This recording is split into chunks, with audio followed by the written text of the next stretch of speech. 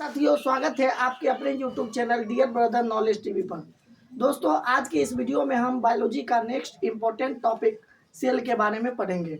दोस्तों, यह बहुत ही इम्पोर्टेंट टॉपिक है। भारत के किसी भी वनडे एग्जाम जहां पर साइंस पूछी जाती है, यहां से प्रश्न बनते हैं। तो दोस्तों, पहले हम लोग इस टॉपिक को बहुत ही अच्छे से पढ़ेंगे। साथ ही अंत में हम इस टॉपिक से जुड़े हुए बहुत ही मोस्ट इम्पोर्टेंट क्वेश्चन जो कि प्रीवियस ईयर क्वेश्चन में पूछे गए हैं, उसको हम लोग देखेंगे। तो आइए हम लोग वीडियो की शुरुआत करते हैं। तो दोस्तों, इससे पहले हम लोगों ने बायोलॉजी में कोशिका से संबंधित बहुत ही महत्वपूर्ण जानकारी प्राप्त किया था, जिसमें हम लोगों ने जाना था कि कोशिका किसे कहते हैं, कोशिका की खोज किसने किया, इसके अलावा कोशिका हम मनुष्य के लिए कितनी आवश्यक है, इसके अलावा कोशिका में कौन कौन से विभिन्न अंगक पाए जाते हैं, जिसमें से कुछ अंगक जैसे कि कोशिका झिल्ली, कोशिका भित्ति, इसके बारे में हम लोगों ने जाना था। इससे कुछ और आगे बढ़कर हम लोगों ने माइटोकॉन्ड्रिया के भी बारे में पढ़ा था कि जिसे कोशिकीय ऊर्जा गृह कहते हैं। यह दोहरी झिल्ली से घिरी संरचनाएं होती है। साथ ही इसकी खोज अल्टमान ने किया था तथा नाम बेंडा ने दिया था। चूंकि यह कोशिकीय ऊर्जा गृह होता है क्योंकि मनुष्यों के द्वारा ग्रहण किए गए भोज्य पदार्थों का ऊर्जा के रूप में रूपांतरण इसी माइटोकॉन्ड्रिया के माध्यम से होता है, और माइटोकॉन्ड्रिया से ही प्राप्त ऊर्जा के द्वारा मनुष्य विभिन्न प्रकार के कार्यों में इसका उपयोग करता है। तो पिछले वीडियो में हमने माइटोकॉन्ड्रिया तक पढ़ा था। अब हम लोग उसके आगे जानेंगे कि किस प्रकार हमारे द्वारा ग्रहण किए गए भोज्य पदार्थों से ऊर्जा की प्राप्ति होती है। तो सबसे पहले हम यह टॉपिक लगाते हैं कि ऊर्जा की प्राप्ति। ऊर्जा की प्राप्ति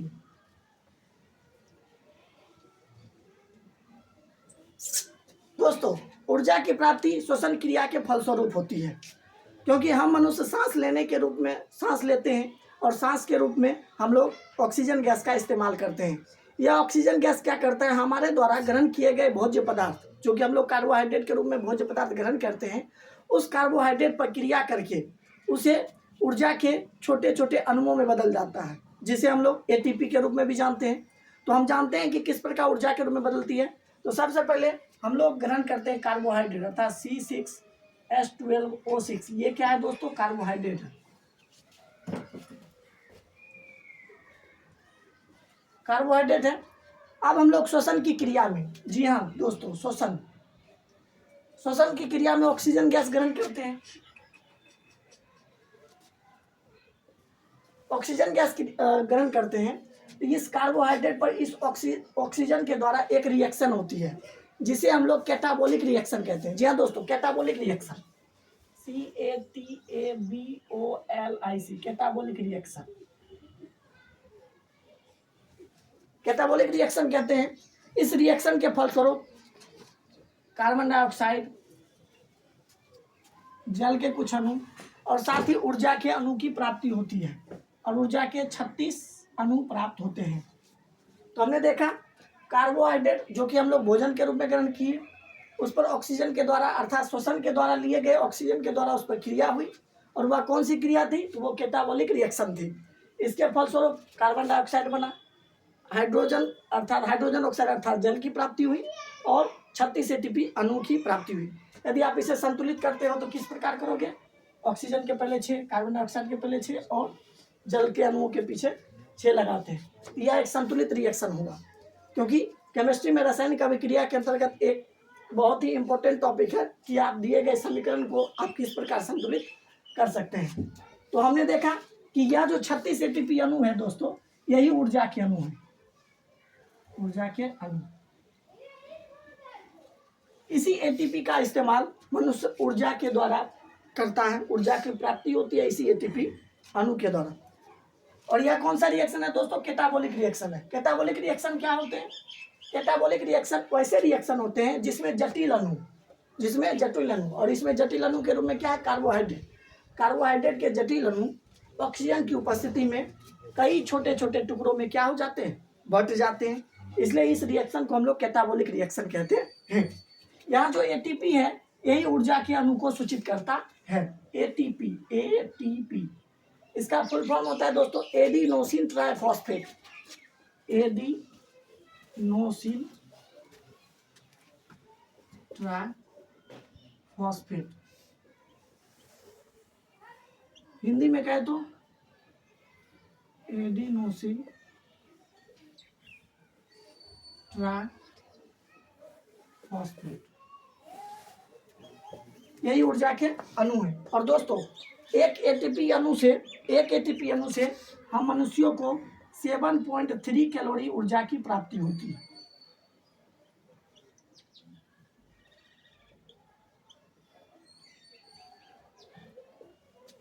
7.3 कैलोरी ऊर्जा की प्राप्ति होती है केवल एटीपी के एक अणु से, और हमारे पास 36 एटीपी अणु है। तो इस प्रकार हमने देखा कि कार्बोहाइड्रेट के एक अणु का यदि ऑक्सीजन की उपस्थिति में कैटाबॉलिक रिएक्शन के द्वारा जब छोटे छोटे टुकड़ों में ये कार्बोहाइड्रेट के अणु टूटते हैं तो 36 एटीपी अणु ऊर्जा की प्राप्ति होती है। और उस एटीपी का फुल फॉर्म होता है एडिनोसिन ट्राइफॉस्फेट, और इसी एक एटीपी के द्वारा हम मनुष्यों को 7.3 कैलोरी ऊर्जा की प्राप्ति होती है। और यह कैलोरी क्या है दोस्तों? ये ऊर्जा का मात्रक है। और ये सारी क्रियाएं अर्थात कार्बोहाइड्रेट का ऊर्जा के अणु में रूपांतरण की ये जो सारी क्रियाएं होती है यह कोशिका के माइटोकॉन्ड्रिया में संपादित होती है। माइटोकॉन्ड्रिया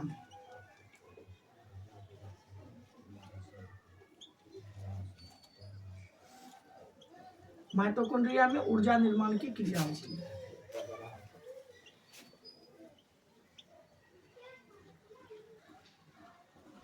ऊर्जा निर्माण की क्रिया माइटोकॉन्ड्रिया में संपादित होती है। इस प्रकार हमने जाना कि श्वसन क्रिया के द्वारा किस प्रकार ऊर्जा की प्राप्ति होती है। तो इसमें से कई सारे महत्वपूर्ण क्वेश्चन बनने वाले हैं, जैसे कि कार्बोहाइड्रेट का अणुसूत्र क्या होता है, तो आप जानते हैं कि C6H12O6 होता है। इसके अलावा श्वसन के द्वारा ऊर्जा की जो प्राप्ति होती है यह कौन सा रिएक्शन है?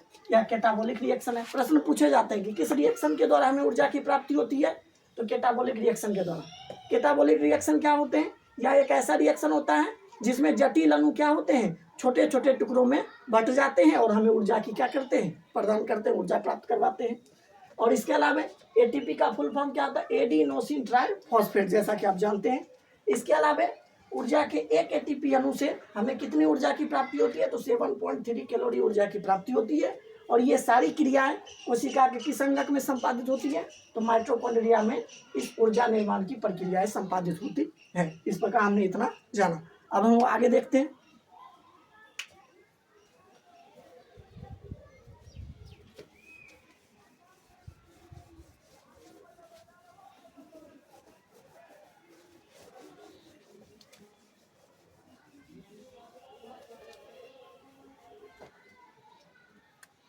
अब हम आगे देखते हैं कि हम मनुष्य भोज्य पदार्थ के रूप में कार्बोहाइड्रेट को ग्रहण करते हैं। तो कार्बोहाइड्रेट किस प्रकार हमें प्राप्त होता है, इस प्रकार देखते हैं। कार्बोहाइड्रेट की प्राप्ति, कार्बोहाइड्रेट जो कि क्या है? C6H12O6 की प्राप्ति।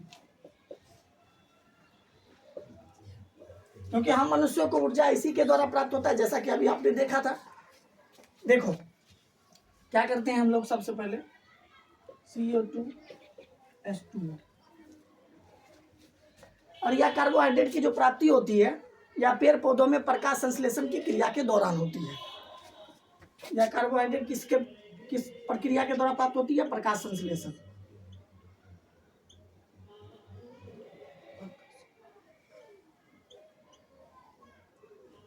प्रकाश संश्लेषण की प्रक्रिया के द्वारा। और हम जानते हैं कि प्रकाश संश्लेषण की प्रक्रिया किसमें होती है? तो पेड़ पौधे में होती है।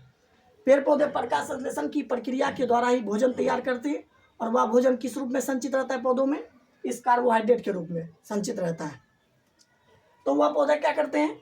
वायुमंडल से कार्बन डाइऑक्साइड, ये कहाँ से लेते हैं? वायुमंडल से। इसके अलावा ये H2O जल के जो अणु हैं वो क्या करते हैं? पौधे जड़ों के माध्यम से प्राप्त करते हैं, अपने जड़ों के माध्यम से।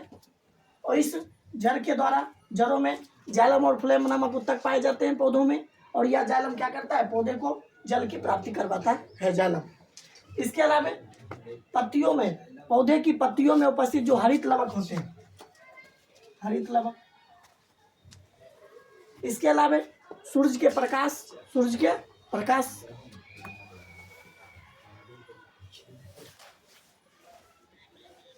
प्रकाश के द्वारा। और यह हरित लवक में क्या पाए जाते हैं? पर्णहरित अर्थात क्लोरोफिल।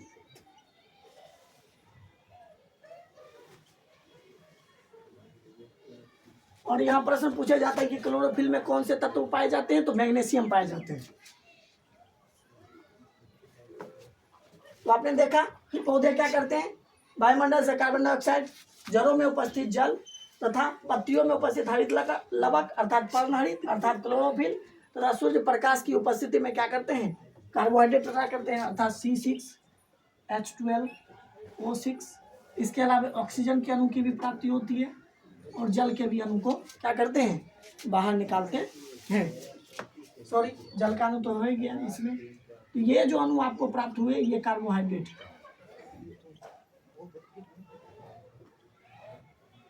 इस प्रकार हमें कार्बोहाइड्रेट की प्राप्ति हो जाती है।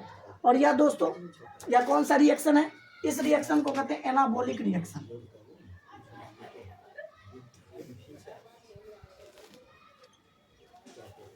यह रिएक्शन कौन सा था दोस्तों, यह एनाबॉलिक रिएक्शन था।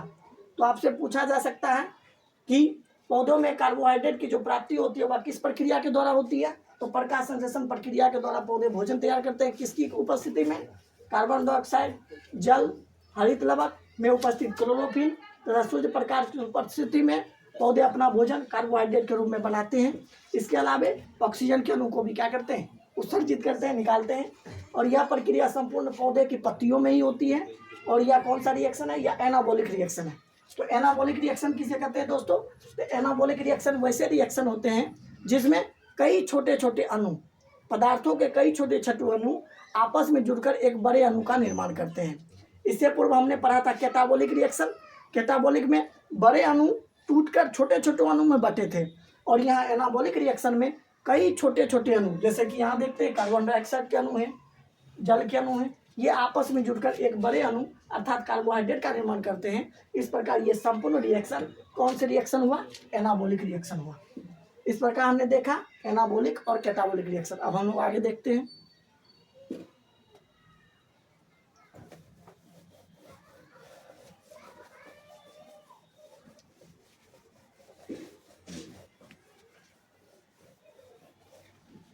तो दोस्तों अभी तक हम लोगों ने क्या क्या पढ़ा है, तो सबसे पहले हमने कोशिका के बारे में पढ़ा था। कोशिका से संबंधित जो भी बेसिक पॉइंट्स थे, बेसिक जानकारी थी, वो हमने लिया। इसके अलावा कोशिका के अंगक, कोशिका के अंगक जिसमें हम लोग कोशिका झिल्ली, कोशिका भित्ति, इसके अलावा जीव द्रव्य, माइटोकॉन्ड्रिया, और माइटोकॉन्ड्रिया में ऊर्जा की प्राप्ति किस प्रकार होता है उसको हमने देखा था। और इसी ऊर्जा की प्राप्ति के दौरान हम लोगों ने कैटाबॉलिक और एनाबॉलिक रिएक्शन को जाना था। अब हम इसके आगे देखते हैं। इसके आगे हमारा इंपॉर्टेंट टॉपिक है लाइसोसोम।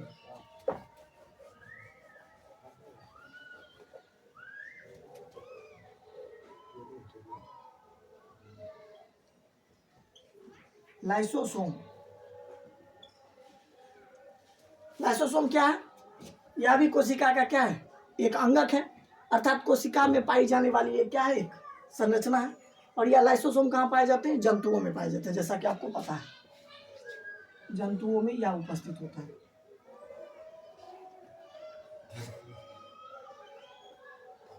इसकी खोज किसने किया था लाइसोसोम की, इसकी खोज डी डबे ने किया था। डी डबे। लाइसोसोम से संबंधित कुछ महत्वपूर्ण बेसिक जानकारी है वो हम लोग ले रहे हैं।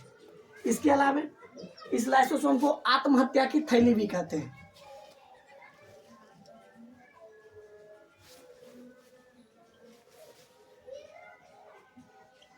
आत्महत्या की थैली कहते हैं लाइसोसोम को। इसके अलावा इसको आत्महत्या की थैली कहे जाने की वजह से इसे कोशिका की सफाई कर्मी भी कहते हैं।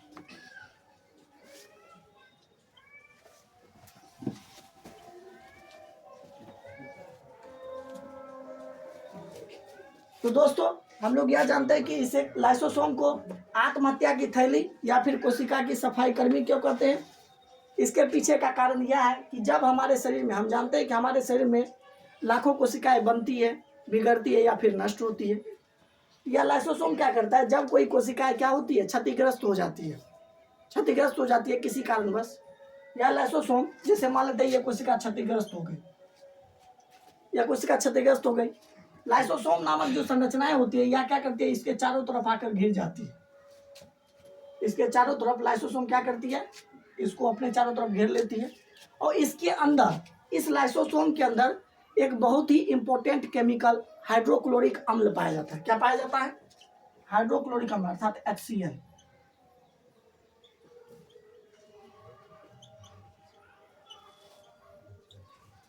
इस लाइसोसोम के अंदर हाइड्रोक्लोरिक अम्ल अर्थात HCl पाया जाता है। और जब यह लाइसोसोम इस क्षतिग्रस्त कोशिका को चारों तरफ से घेर लेती है, यह लाइसोसोम इस कोशिका के ऊपर हाइड्रोक्लोरिक अम्ल का स्राव कर देता है। हाइड्रोक्लोरिक अम्ल का स्राव कर देता है। और यह हाइड्रोक्लोरिक अम्ल जो होता है वह इस कोशिका को क्या कर देती है, गला देती है, मतलब पूरी तरह से इसको पचा देती है। तो अर्थात इस कोशिका को, क्षतिग्रस्त कोशिका को पूर्ण रूप से पचाने के बाद हमारे शरीर में इस कोशिका का कोई अस्तित्व भी नहीं रहता।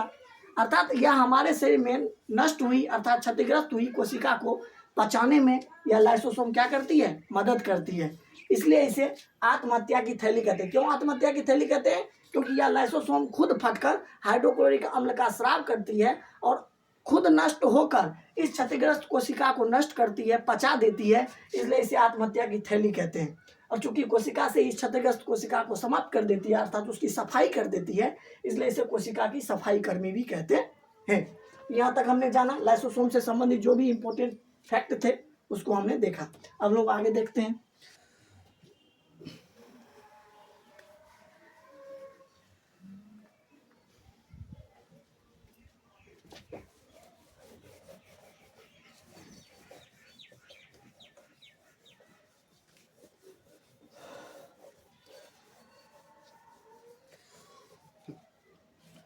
अब हमारा अगला कोशिकीय अंगक है अंतःप्रद्रवयी जालिका।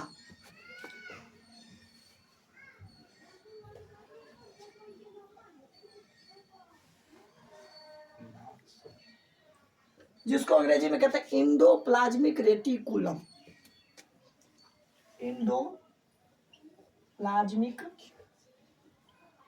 रेटिकुलम, इसे शॉर्ट में ER भी कहते हैं। इंडोप्लाज्मिक का कैपिटल लेटर E, रेटिकुलम का कैपिटल लेटर R अर्थात ER भी कहते हैं। यह इंडोप्लाज्मिक रेटिकुलम क्या है? यह दोस्तों कोशिका में पाए जाने वाला एक अंगक है और यह परिवहन तंत्र का काम करता है। कौन सा काम करता है? यह परिवहन तंत्र का। परिवहन तंत्र क्यों? क्योंकि इसमें निर्मित होने वाली जो भी चीजें हैं या फिर इसके द्वारा जिन चीजों का निर्माण होता है वह उन चीजों का परिवहन एक जगह से दूसरे जगह करता है।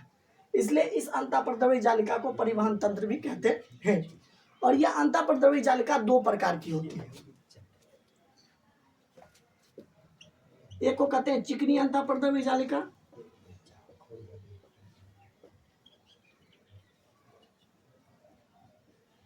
अंग्रेजी में क्या है तो स्मूथ इंडोप्लाज्मिक रेटिकुलम।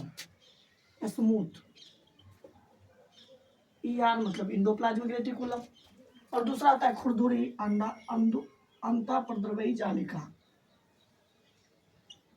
खुरदुरी अंतःप्रद्रवी जालिका, अंग्रेजी में क्या है तो rough endoplasmic reticulum. Rough endoplasmic reticulum. तो अंतःप्रद्रवी जालिका दो प्रकार के, एक चिकनी और दूसरा खुरदुरी। इसको चिकनी क्या कहते हैं? क्योंकि इस अंतःप्रद्रवी जालिका के ऊपर कोशिका का एक प्रमुख अंगक राइबोसोम नहीं पाया जाता। आगे हम लोग जानेंगे राइबोसोम आखिर क्या होता है। तो पहले इतना जान लीजिए कि इस चिकनी अंतःप्रद्रवी जालिका के ऊपर राइबोसोम नहीं पाया जाता। जैसे मान लेते हैं यह राइबोसोम है, सॉरी ये अंतःप्रद्रवी जालिका है। इसका जो सतह है, ये जो सतह है बाहरी सतह, इसके ऊपर राइबोसोम नहीं पाए जाते। राइबोसोम नहीं पाए जाते हैं, इसलिए इसे चिकनी अंतःप्रद्रवी जालिका कहते हैं। दूसरी बात खुरदुरी अंतःप्रद्रवी जालिका, जैसे मान लेते हैं अब ये भी है इंडोप्लाज्मिक रेटिकुलम। इसके ऊपर जब राइबोसोम के कण पाए जाते हैं तो इसकी सतह खुरदुरी हो जाती है। जनरली हम जानते भी हैं कि किसी भी सतह के ऊपर यदि किसी अन्य चीज़ें उपस्थित हो जाती है तो उसकी सतह में थोड़ा सा क्या हो जाता है, रुखापन आ जाता है, अर्थात पहले के जैसे उसकी सतह चिकनी नहीं रहती। इसलिए इसको हम लोग क्या कहते हैं, खुरदुरी अंतःप्रद्रवी जालिका कहते हैं। इसके अलावा हम लोग यह भी जानते हैं कि यह चिकनी अंतःप्रद्रवी जालिका जो होता है इसके ऊपर राइबोसोम नहीं पाया जाता है, तो जिसकी वजह से राइबोसोम का मुख्य कार्य होता है प्रोटीन का निर्माण करना। इसलिए इसे प्रोटीन की फैक्ट्री भी कहते हैं, हम लोग आगे जानेंगे। राइबोसोम को प्रोटीन की फैक्ट्री कहते हैं।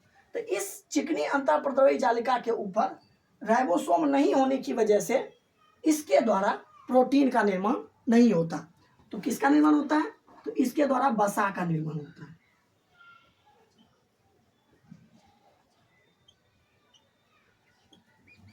चिकनी अंतःप्रद्रवी जालिका क्या करती है, वसा का निर्माण करती है, और यह वसा हमारे लिए बहुत ही आवश्यक है। हमारे शरीर को विभिन्न प्रकार के पोषक तत्व की आवश्यकता होती है, उसमें से एक प्रमुख पोषक तत्व है वसा। इसके बारे में भी हम लोग जानेंगे।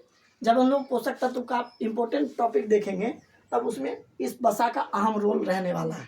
फिलहाल हम क्या जानते हैं कि चिकनी अंतःप्रद्रवी जालिका राइबोसोम की अनुपस्थिति में किसका निर्माण करती है, वसा का निर्माण करती है। अब हम लोग जानते हैं खुरदरी अंतःप्रद्रवी जालिका, इसके ऊपर राइबोसोम के कण पाए जाते हैं। किसके कण पाए जाते हैं, राइबोसोम के। और यह राइबोसोम क्या करता है, प्रोटीन का निर्माण करता है, प्रोटीन का निर्माण करता है। इसलिए कहा जाता है कि खुरदरी अंतःप्रद्रवी जालिका के द्वारा राइबोसोम की उपस्थिति की वजह से प्रोटीन का निर्माण होता है।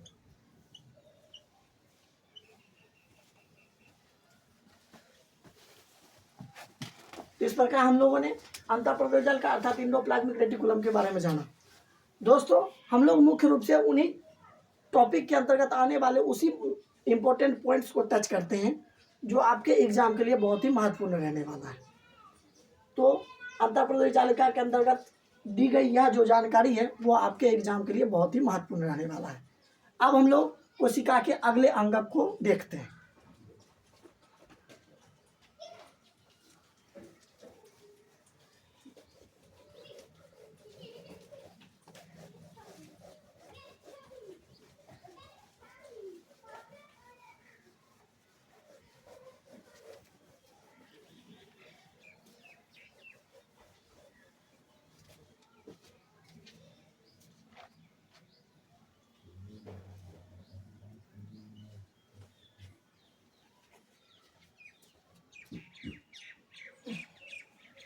हमारा अगला अंगक है राइबोसोम।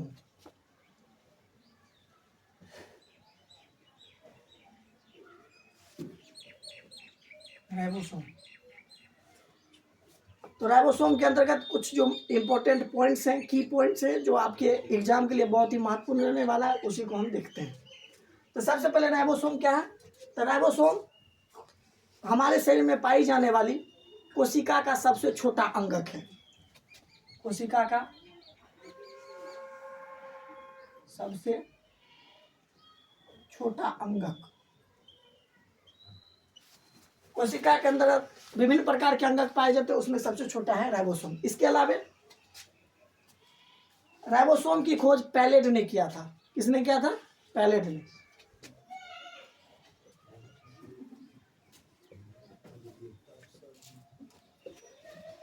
राइबोसोम की खोज पैलेट ने किया था और यहां से प्रश्न देखने को मिलते हैं, इसलिए राइबोसोम को पैलेट कण भी कहते हैं।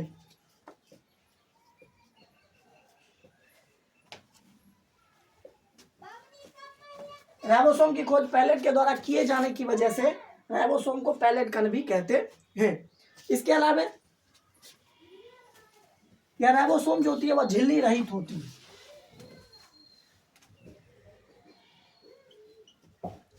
झिल्ली रहित कहने का मतलब हुआ इस राइबोसोम के चारों तरफ झिल्ली नहीं पाई जाती, अर्थात झिल्ली रुमा आवरण देखने को नहीं मिलता है। इसके अलावा राइबोसोम को प्रोटीन की फैक्ट्री भी कहते हैं।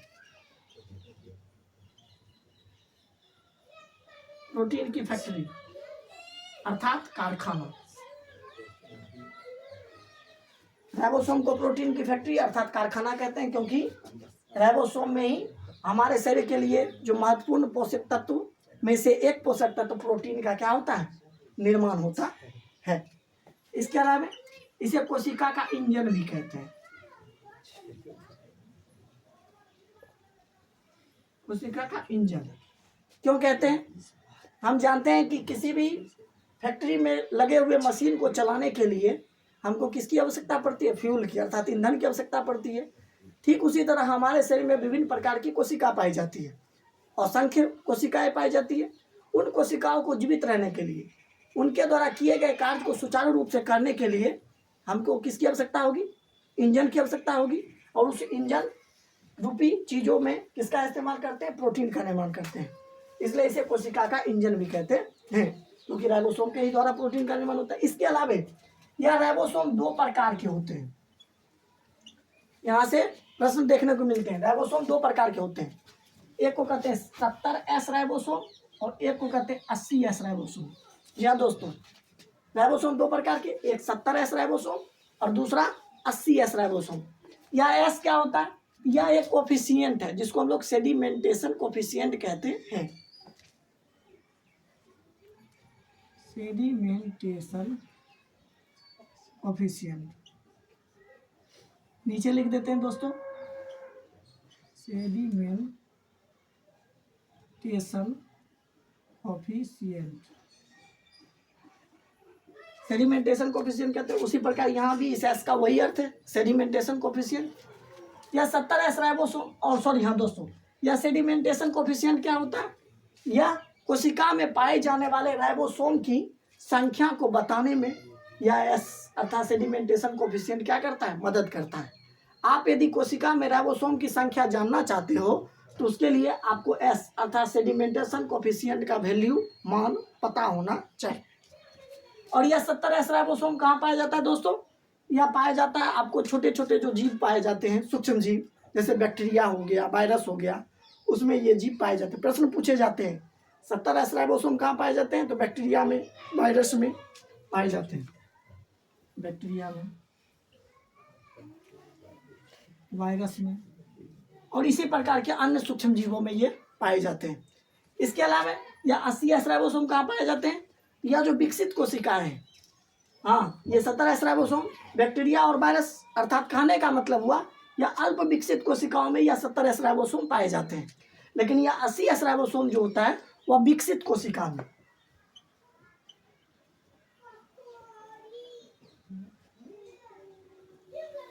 विकसित कोशिका कहने का मतलब हुआ कि जैसे हम मनुष्य हो गए, इसके अलावा अन्य जो बड़े बड़े जीव हैं जिसकी कोशिकाएं पूर्ण रूप से विकसित होती है, उसमें यह 80S राइबोसोम पाया जाता है। तो दोस्तों, हमारा जो भी थ्योरी वाला सेक्शन था वह कंप्लीट हुआ। आज के लिए थ्योरी वाले सेक्शन में इतना ही। अब हम लोग इसके बाद जो भी प्रीवियस ईयर एग्जाम में आज के इस टॉपिक से रिलेटेड जो भी क्वेश्चन पूछे गए हैं उसका अब हम लोग एक छोटा सा टेस्ट लेते हैं। अब हम लोग कुछ इंपॉर्टेंट क्वेश्चन को देखते हैं जो कि टेस्ट के फॉर्मेट में है। तो हमारा पहला क्वेश्चन है कि श्वसन की क्रिया में कौन सी अभिक्रिया होती है? हमने देखा था कि श्वसन की क्रिया में कैटाबॉलिक रिएक्शन होती है, कैटाबॉलिक। और यह कैटाबॉलिक रिएक्शन किस में होती है? तो माइटोकॉन्ड्रिया में होती है। और उसी माइटोकॉन्ड्रिया में कैटाबॉलिक रिएक्शन के फलस्वरूप ही हमें एटीपी के रूप में ऊर्जा की प्राप्ति होती है। और हमें कुल कितना एटीपी ऊर्जा की प्राप्ति होती है? तो 36 एटीपी। आपको याद रखना है, 36 एटीपी ऊर्जा की प्राप्ति होती है। हमारा अगला क्वेश्चन है एटीपी का पूर्ण रूप अर्थात फुल फॉर्म क्या है? तो इसका फुल फॉर्म है एडिनोसिन ट्राइफॉस्फेट। एटीपी का फुल फॉर्म है एडिनोसिन ट्राइफॉस्फेट।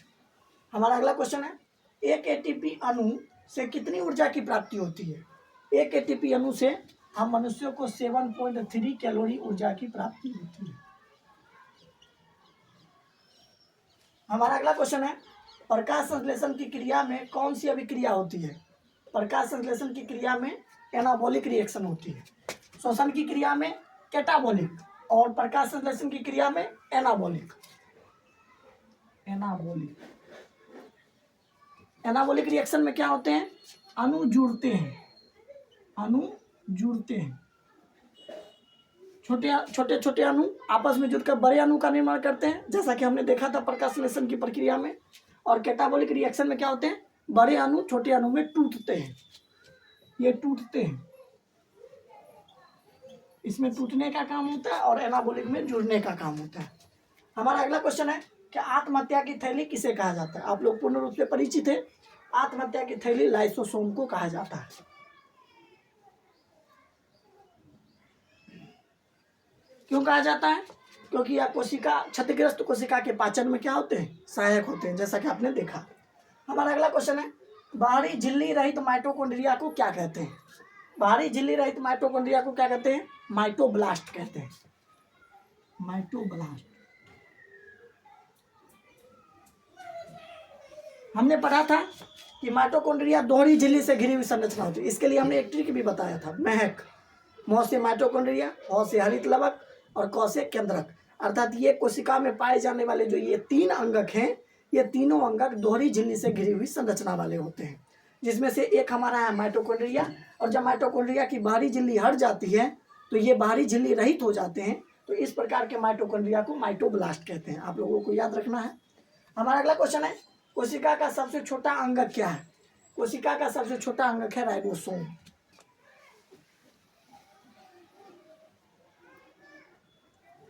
आप लोगों को राइबोसोम और लाइसोसोम में कंफ्यूजन नहीं होना चाहिए। लाइसोसोम का अलग काम है, कोशिका का पाचन करना, क्षतिग्रस्त जो कोशिका है उसका पाचन करना। और राइबोसोम का क्या काम है, प्रोटीन का निर्माण करना, जैसा कि हम अगला क्वेश्चन में देख सकते हैं कि ये क्वेश्चन है हमारा 70S राइबोसोम किस में पाया जाता है। तो 70S राइबोसोम अल्प विकसित कोशिका, अल्प विकसित कोशिका।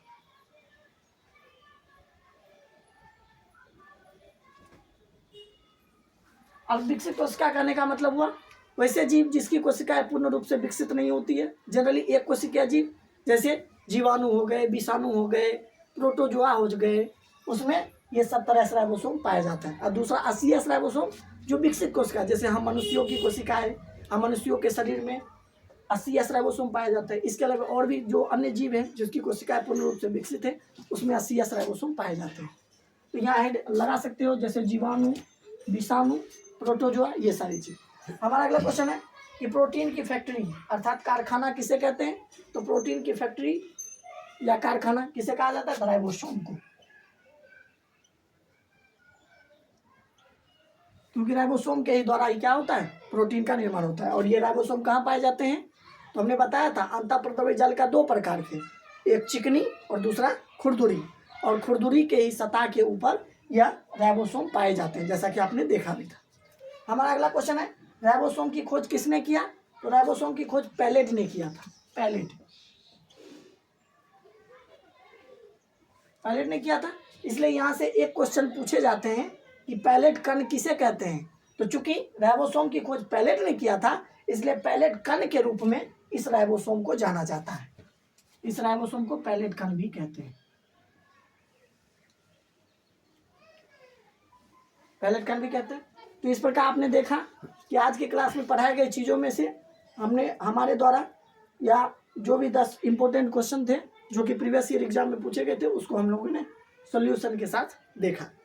तो आपको यह वीडियो कैसा लगा आप कमेंट बॉक्स में कमेंट करके बता सकते हैं।